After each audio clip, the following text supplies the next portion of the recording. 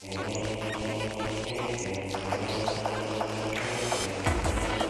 you know? Early in Metroid Prime's development, the three main villains were a mind-reading South African, a Luddite cult leader, and a neo-Nazi eugenicist. If you've ever looked into Metroid Prime's development, you might have heard it grew out of an earlier project called Action Adventure. To get the inside scoop, we spoke with 7 Metroid Prime team members for this video, including the original lead developer John Whitmore, who told us the Action Adventure game was actually called Metaforce. Metaforce starred 3 hot metahumans who Retro decided to make female, because in the late 90s the mindset was that if a game was third person, players would rather stare at 3 hot chicks from behind than 3 dudes. The neo-Nazi eugenicist wanted to steal their DNA and use it to make a beautiful master race, and this bizarre female-led adventure was the egg that Metroid Prime hatched from, thanks in no small part to Shigeru Miyamoto. In 1999, John and his team at Retro Studios created over 1,000 pages of design documents detailing a futuristic society where gene editing created a utopia, but dark forces were using the technology for evil. It was up to the 3 female protagonists to stop them and save the world, and this trio were called the Metaforce, each with a different playstyle. Bryn was a cybernetic girl who specialized in firearms, Miko was a ninja with psychic abilities, and the third woman was a rifle-wielding assassin. The game would have been around 30 hours in length across 3 acts, each with their own primary antagonist. The first act centered around a Luddite cult leader in India. This cult created a race of 4-armed mutants that carried 4 guns at a time and served as the cult's foot soldiers. The Luddite cult were actually terrorists, running around sabotaging everything they could, including a Jurassic Park-style zoo. Here's John describing a section of Chapter 1.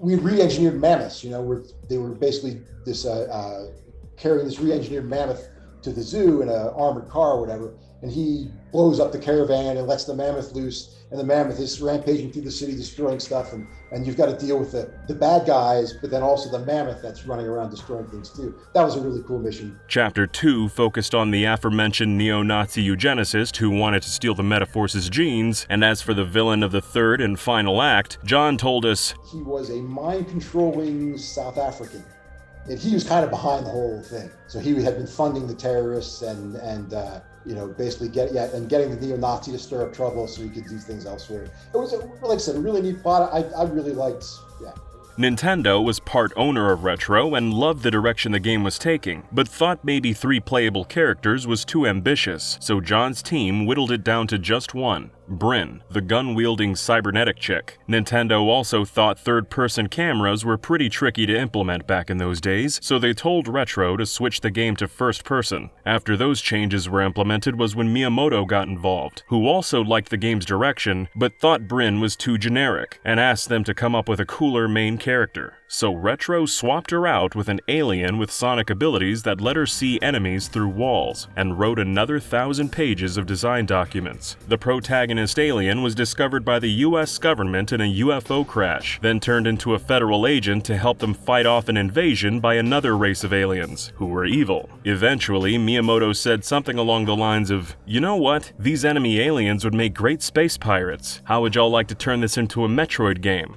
John's team thought that sounded great, so they played through all the Metroid games over and over, watched hours of speedruns, read every forum post they could find, and wrote another 1,000 pages of design documents. By then, it had become a running joke at Retro that once a game hit 1,000 pages, it was definitely gonna get cancelled. At this point, Retro had no idea what the GameCube was going to look like or what kind of hardware was under the hood. They were initially told it would be a lot more powerful, and Nintendo showed them some GameCube prototypes, one of which looked like a transparent PlayStation 2. They also said it would essentially have a PS2 DualShock controller, so Retro planned for Metroid Prime to have traditional FPS controls where the right stick handles movement and the left stick adjusts the view. Retro thought it all sounded awesome, but one day Nintendo showed up with the finalized hardware, a purple lunchbox, and a controller that John told us looked like it could only be used for Miyamoto games. Look, the GameCube, it's not even a cube,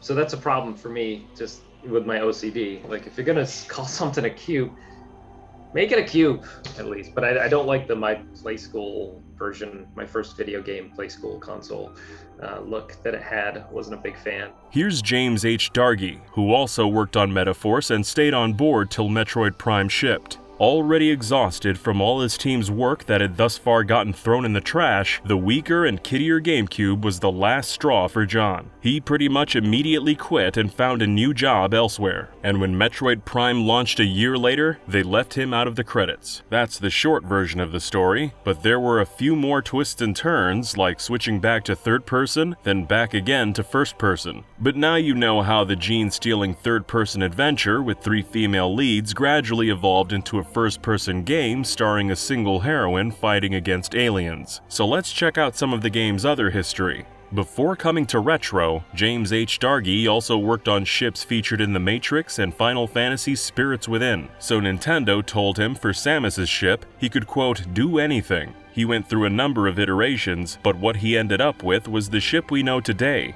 a vessel with lots of sci-fi inspirations, but mostly the ship from Super Metroid and Star Wars' Millennium Falcon. He showed us his model of Samus's ship, and told us as an homage to the Millennium Falcon, he added these guns to the bottom, which you never actually see in-game, but they are there. Even if you don't get to see the guns firing, you can still see the panels that conceal them. Samus's ship in Metroid Prime isn't the same ship from the mainline series. It was designed and modeled entirely by James. Fans usually refer to all Samus's ships collectively as the gunship, even though none of them actually have names. But James told us he named the ship in Metroid Prime the Thrush Eterna, inspired by a fast-flying bird called a thrush. According to James, Samus's ship never really had a name. I've designed a few different spaceships, and I've written lore and backstory for different games, and even for film. You know, I'm a big fan of sci-fi in general, so I think cool ships should have cool names, and that's the name I came up with. It was kind of bird-like, and I wanted it to be cool, like eternal. Maybe it existed long before Samus ever got it. The name Thrush Eterna implies backstory. He went on to say that files at the top-level directory were called Thrush Eterna, but the ship's name never actually appears in the game's script.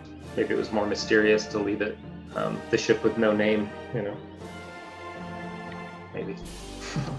But before we cover even more exclusive Metroid facts not found anywhere else, a word from this episode's sponsor, Buyee. If you've ever used American sites to buy things from Japan, you've probably noticed how much sellers jack up the price. It can be a lot. This is where Buyee comes in. Buyee is a service that places orders or bids on your behalf on Japanese shopping and auction sites, then ships the item straight to you without any absurd price hikes. This includes sites like Rakuten, Amazon Japan, and Yahoo Japan Auction. So if you've been wanting to get a hold of a Japanese game or piece of merch but don't want to pay insane rates, this service will let you get your hands on the stuff for a more affordable price. Buyee is easy to use and offers support in several languages, which of course includes English. They also ship worldwide, including to North America, Europe, and Oceania. Buyee has over half a dozen international shipping methods, multiple payment methods, and 4 different insurance plans to match your needs. Buyee is also giving DidYouKnowGaming viewers a 2,000 yen, which is about $18 US, first-time purchase coupon for signing up through the link below. So if you want to try out this great service and get 2,000 yen off your first order, check out Buyee using our link below. And now, back to Metroid.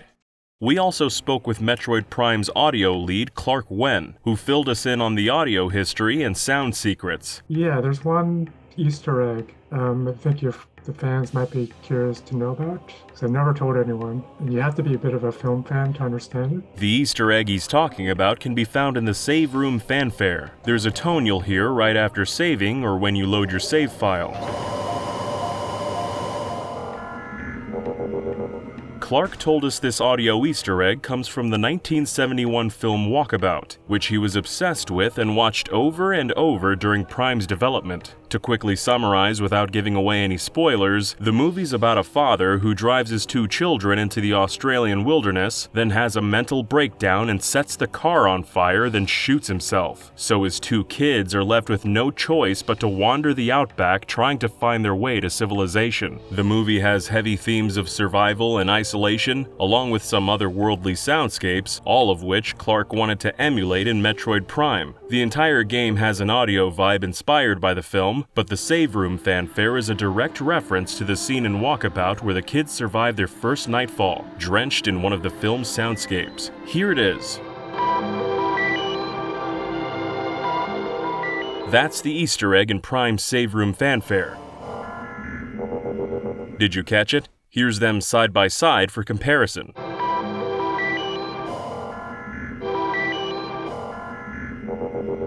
It's a pretty pessimistic film, but Clark shared some more lighthearted sound stories as well, like the sounds puddle spores make are actually Metroid Prime's developers burping and belching. He told us, the sounds of the puddle spore creatures that appear in the Magmoor Caverns area were made using the thickest, wettest burps I could wrangle from my fellow Retro employees. I sent a company-wide email asking for volunteers who could belch on cue. Afterwards, to my surprise, I literally had a line of people waiting outside the VO booth. That was a fun day of recording. He ended up using 4 of those belches in the final game, after using some distortions, of course.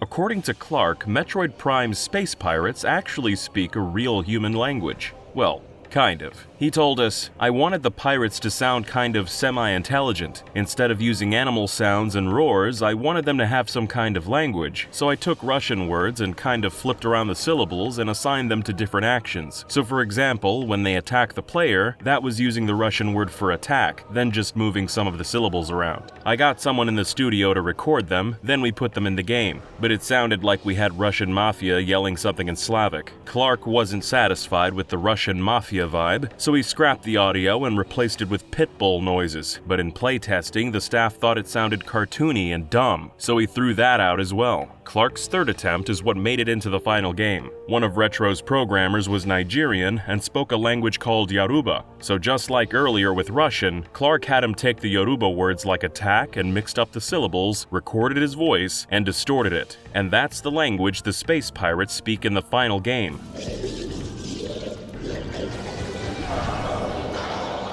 Clark also wanted to use his own voice for the Tangleweeds. He was running short on time, so rather than trying to find a proper sound effect, he just made the sound with his own mouth.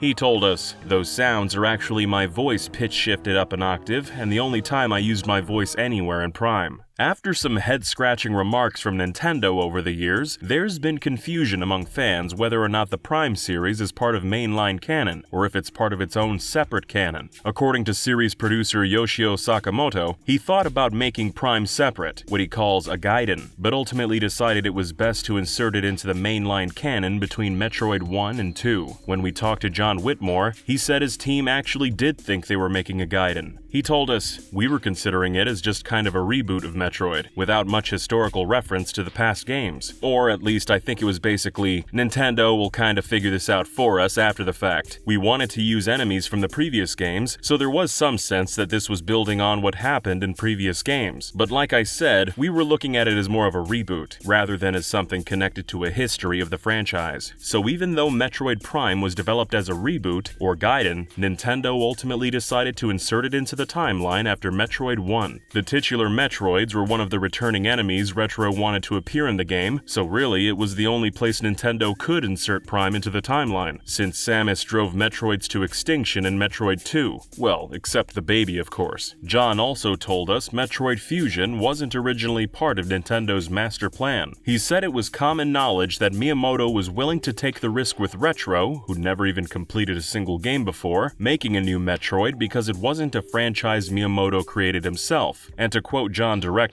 Miyamoto didn't care if we killed it. Previous Metroid games sold pretty poorly, especially in Japan, but Prime took the world by storm when it was revealed at Space World 2000. John says Nintendo was really surprised when those early trailers generated massive hype, especially in the West, and it was the hype for Prime that directly led Nintendo starting development on Fusion, a companion game for Game Boy Advance that launched the exact same day as Metroid Prime. John told us, I don't think Nintendo had any idea how big Metroid was gonna be. Like I said, it wasn't Miyamoto's favorite game, and it was kinda dormant among Nintendo franchises for a while. It wasn't until the news came out that they were doing Metroid Prime and people really started talking about it that they said, actually, this is a franchise we overlooked, and realized how much legs it had here in the West. And that's when they decided to do the GBA Metroid game as well. But when we were first working on Metroid Prime, they had no plans for doing anything like that. It was the buzz that was continually being generated about Metroid that got them to inject sparked something else into the franchise. But even if Miyamoto was willing to risk Metroid's death at the hands of an unproven studio, he still brought his A-game and was instrumental in the game's success. Retro spent the first 3 months developing Metroid Prime as a third-person adventure, but Miyamoto upended the tea table and made them change it to first-person. Some areas had to be changed or thrown out entirely, like this vertical platforming section that simply wouldn't work in first-person.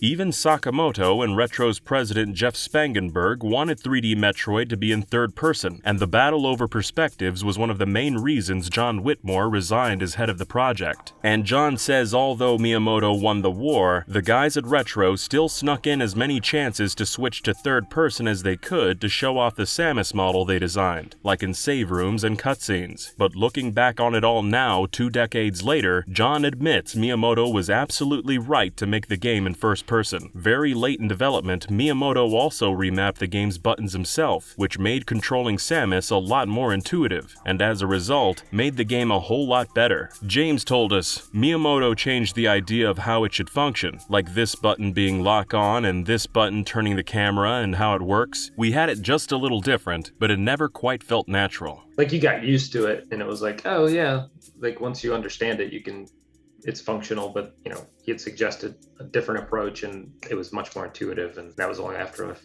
like 15 minutes of playing with it. He knows he's good at his job. I guess he's he's one of those real geniuses. We also got in touch with Jim Warnell, the Nintendo of America artist who made Metroid Prime's logo. He told us the logo went through 53 iterations, which based on all the man-hours that went into it, made it the most expensive logo Nintendo ever produced. Different colors, different fonts, different designs, and after 53 different versions, this is what he ended up with. Everyone loved it, so Jim was later tasked with making the logos for Metroid Fusion, Prime 2, and Metroid Prime Hunters. Speaking of which, all these games had completely different box art in Japan, but still used Jim's logo designs. He didn't do the logos for Prime 3 or Zero Mission though, which is why their designs are noticeably different. They're basically just stylized text. Speaking of Metroid Prime 3, did you know it was almost an open world game where Samus was an actual bounty hunter? As in, she would have gone on side quests hunting down baddies and hauling them in for a reward. We spoke with Brian Walker, the senior producer of Prime 2 and 3, and also the guy who convinced Nintendo to let them remaster the entire trilogy and release it for the price of only one Wii game. He left Retro Studios a few years ago after finishing the trilogy, and from his home in the countryside of Austin, Texas, he told us one big development story. After wrapping up development on Prime 2, Brian and his team were feeling a little burnt out on the franchise, so they looked through Nintendo's collection of IP to consider what they wanted to work on next. They created design documents for potential Wii games and pitched them to Nintendo. One of them was a revival of Donkey Kong Country, and another was a Zelda spin-off where you played as the last surviving Sheikah after your race was wiped out in a genocidal ethnic cleansing. Retro's pitches were forwarded to Nintendo president Satoru Iwata, who came back and said before Retro branched out into new IP, he wanted them to make the Prime series a proper trilogy. The Wii hadn't released yet, and Iwata wanted a new Metroid Prime that could show off the capabilities of their new home console and the potential of its revolutionary new controller. So Retro agreed. They'd go bananas with Donkey Kong later, but first, they'd make Metroid Prime 3.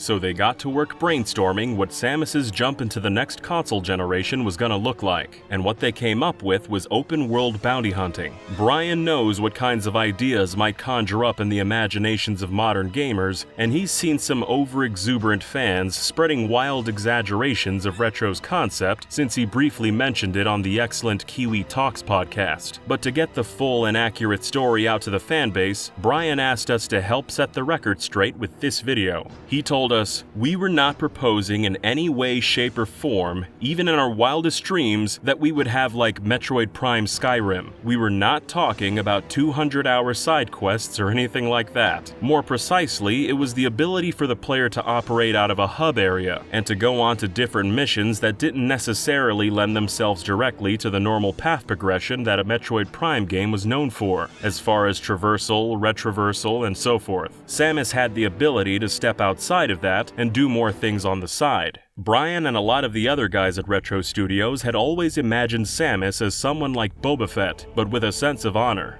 For the non-Star Wars fans out there, Boba Fett's an intergalactic bounty hunter with a decades-long career hunting down heads for cash, probably most famous for capturing Han Solo at the behest of Jabba the Hutt. As such, most of the optional side quests in Metroid Prime 3 would have consisted of bounty hunting missions, with Samus leaving the game's main campaign to fly around the galaxy, chasing down baddies of various types. Retro didn't plan on implementing an in-game currency. Instead, Samus's reward would have been gaining additional capabilities. To quote Brian directly, "I recall the ability for the player to, for lack of a better term, applying the JRPG term here, to level up by going off to do some side quests instead of following the scripted storyline, so to speak." So that was a key consideration, and that's a well-established convention in a variety of games. And it wasn't just Samus. Her ship would have grown stronger as well. In fact, making the ship more central to gameplay was one of Retro's primary goals for wrapping up the trilogy. The game's director Mark Pacini built a 10-inch origami replica of Samus's ship and brought it into their production meetings, using it as something of a mascot for the game's production. When we asked whatever happened to that origami ship, Brian said he thinks Mark Pacini probably still has it tucked away somewhere. He should auction that off on eBay after all the exposure it's getting here. We could probably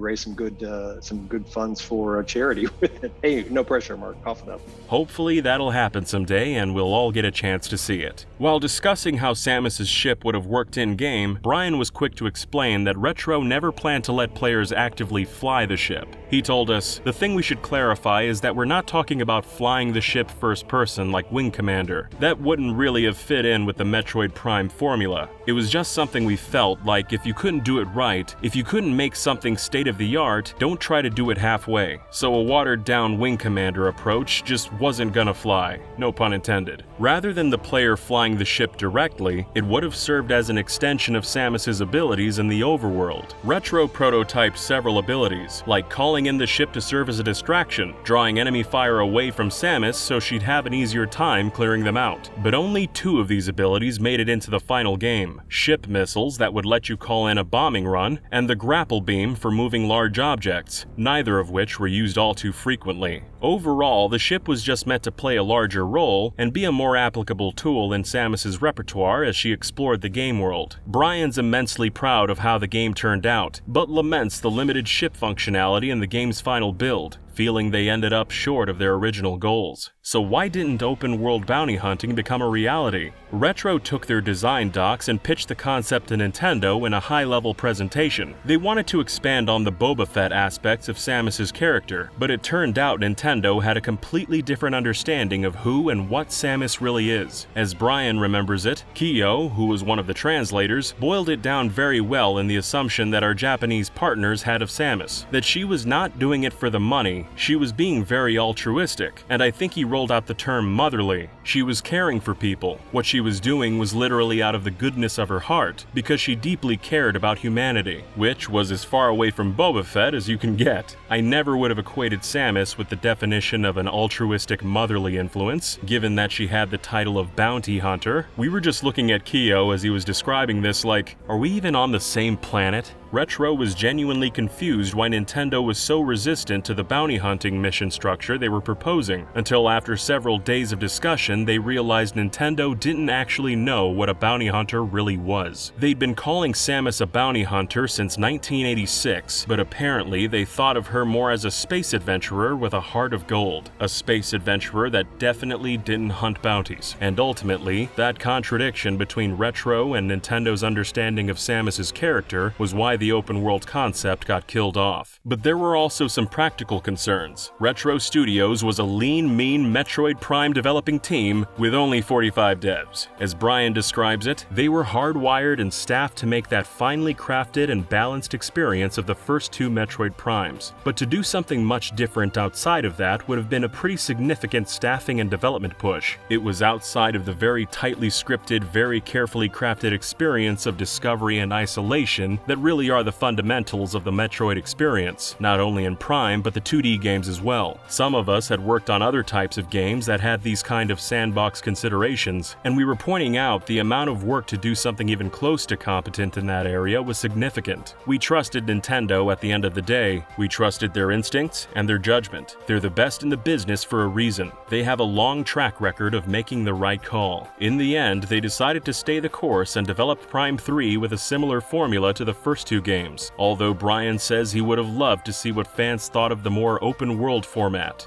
To be clear, that game isn't in a vault somewhere, and outside of the ship's functions, Retro's ideas only existed as documents pitched to Nintendo, and it was one of many rejected pitches Brian's been involved with in his 30-year career. But who knows? With Retro Studios back in the saddle with Metroid Prime 4, maybe someday we'll get to see that vision become a reality. Did you also know that before Metroid Dread, Mercury Steam wanted to make Metroid games for Wii U and 3DS? Or that in 1986 an official Metroid game was released exclusively in Japan? For more Metroid history, click one of the videos on screen, and subscribe if you want to see more videos just like this one. Let us know in the comments what games you'd like to see us cover in the future, and before we go, we want to give a big huge thanks to the guys at Retro for sharing their stories with us. And of course, thank you for watching. See you next time.